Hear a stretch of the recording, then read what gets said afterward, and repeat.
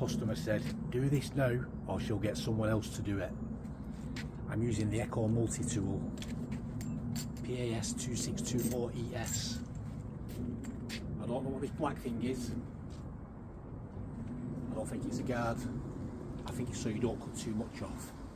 Let's see how it goes.